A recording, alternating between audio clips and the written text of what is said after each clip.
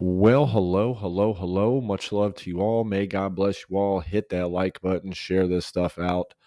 We're going to be doing prayer hour tomorrow at 7 p.m. Eastern, and then Wednesday we'll do the book of Luke at 7 p.m. Eastern. So, I'm going to talk about a few things in the news today as the weather continues to go up and down and people continue to give all credit away from God, as we see many times in the Bible. People have done that anyways. We see a severe flash flood that happened in the Grand Canyon National Park that claims a life of one and leaves 200 stranded. Just kind of the heavy rains caused a severe flash flooding on Thursday. The flooding stranded about 200 hikers.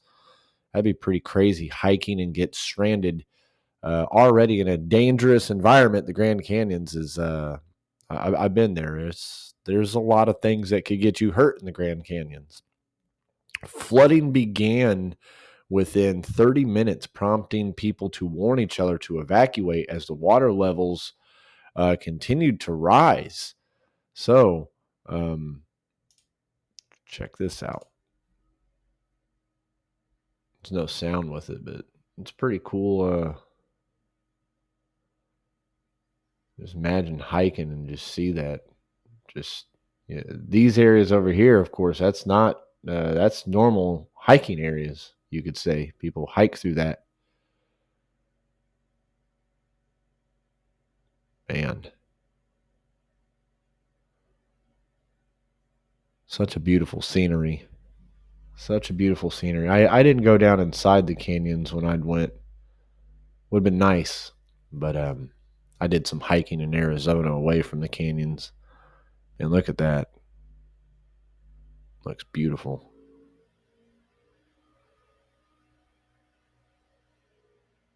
Yeah,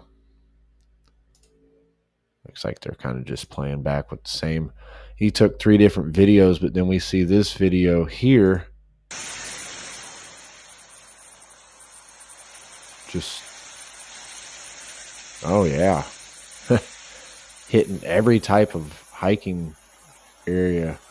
I could see why they were stranded. Man, I don't know if I'd be them under that because sometimes water can erode away um, rock and stuff. These people under here, it might be dangerous being underneath there while it's coming down. Could erode the rock away and fall right on top of you.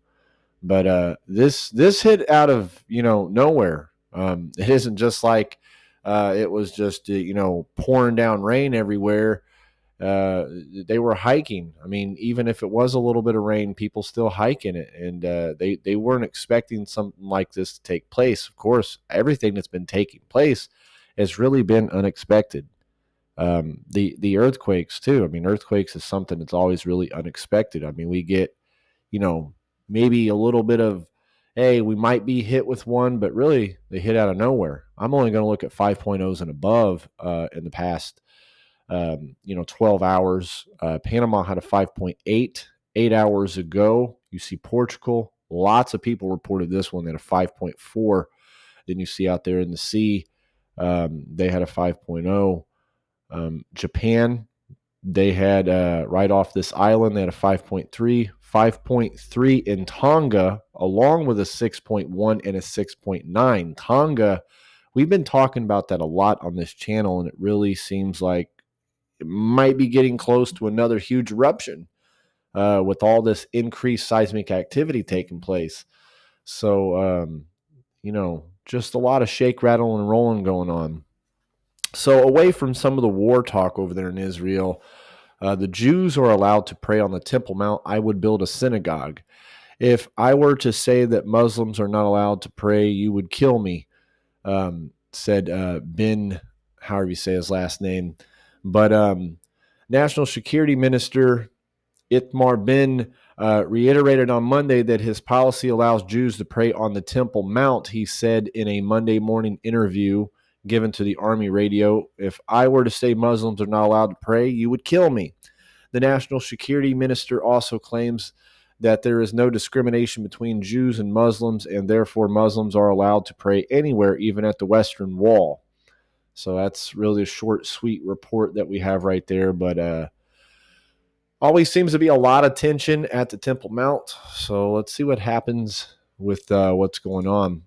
I want to bring this up. I don't know if anybody's really been talking about it, but last year, the Burning Man festival, the big pagan festival that they have, it was shut down due to bad weather. Well, once again, bad weather has caused delays to the pagan festival that is going on over there. Um, it says the weather is once again causing issues for the Burning Man Festival attendees out there in Nevada's Black Rock Desert. And event goers attempt to resell their tickets as the rain is hampering it.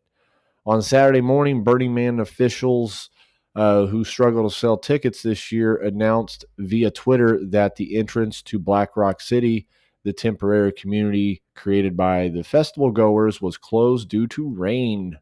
Last year, they had huge issues. This is some of the pagan stuff they do there with all the things that they set up. So, I don't know, guys, God is trying to tell people to stop doing the things you do in this world and start following me. We are in very predominant times. We should be following Jesus Christ with all of our soul, all of our mind. Man, just yesterday, I spent like 15 hours off and on, occasionally going and seeing how my family's doing, but just reading the Bible, trying to get into some fellowship with the Lord. After street preaching and preaching behind the pulpit on Saturday, I was extremely exhausted. So I wanted to take my exhaustion to the Lord. So the World Economic Forum is warning about a coming shocking event. The 666 World Economic Forum is a well-funded organization that is permitted to wreak havoc on global population with no repercussions. Klaus Schwab, the Schwabi, Klaus Schwab, that guy that sounds like he's a Terminator bad guy or something. And his forum have been proclaiming how they will change the lives of the masses for years, but everyone turns a blind eye. And I will agree with that. Some people say, well, I don't see I'm turning a blind eye. I have spoke to people about, things like this that are going on. And some of the people that are in the modern day churches, they just, well, there's nothing, see here, we love the guy anyways. They have no idea what the guy even does. I've done probably about 20 videos on the World Economic Forum. I've been definitely not turning a blind eye to them, trying to keep eyes on what they're doing and tabs on what they're doing, because not just do I have a flock to warn, I have children and a wife to protect. And these people are very evil at the WEF. I do not trust them with anything. They told us we will eat bugs. You remember that? You use the eat the bugs. You eat bugs. That's what they want us to do. They want us to eat bugs, and they want us to not have cow. They don't want us to eat that. The WEF has infiltrated government cabinets and altered the left side of politics in every single Western nation. There's a lot they've done. Think back of all the videos I've done of them, but they are saying that there will be an era of shock events in the near future. This was an ominous article. It wasn't too long ago Klaus Schwab stepped down, but man, this guy still has a lot of pull and a lot of seem to be what he's still pulling the strings up there. So it says power dispersed in a post-superpower era. The forum stated years ago that one of its goals was to remove the Americans' title of global superpower. Since the pandemic eased, the reality is we haven't had enduring global leadership on much. You see trying to give power to the WHO, WEF, CDC. Really, it just seems like these are the ultimate powers that are actually ruling all the countries through all these things. The global government is their proposed solution. One world government. We've been heading that way, and it seriously seems like we're not very far from that. It's already established. It's just not you know, put into full effect to the whole world yet. They already know who the one world government's going to be, and They've already got this all planned out. A big election year won't stop our recurrent crisis of political legitimacy. The WEF warns that disinformation is threatening the biggest election year in history, hence the need for global censorship, both on the streets and online. Yeah, I've been feeling the censorship on this channel, that's for sure. People like the owner of Telegram arrested, could be threatening our freedoms on Telegram. Rumble also is about to get in trouble with all this. Even Elon Musk with Twitter. I really think they're going to take out about every type of online form that we have no way. I mean, think of what happened just this year over in the UK. People aren't allowed to post what was happening in the streets on social media, and they were getting jail time for this stuff. I mean, just look at what's going on. The civil unrest is rising, and the WF is prepared for this. Of course they are. They got soldiers. Best believe it.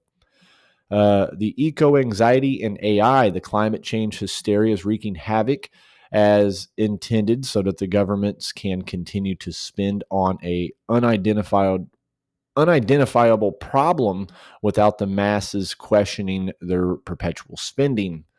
And then, of course, AI is, they want to pretty much take over the workforce with it. I even heard with some news articles that they're contemplating putting in AI to run the government because, we're just not capable of doing it, right? I guess so. An era of shock events. So, Mr. Schwabe, the Schwabster, promised that the world is on the cusp of an era of shock events, enduring global leadership, democratic ideals, globalization, and liberal values have all been notably challenged, and superpowers are overstretched. This period of muddling through means anything can happen in our post pandemic era. Look for global risk to be further exuberated by unexpected, destabilizing shock events.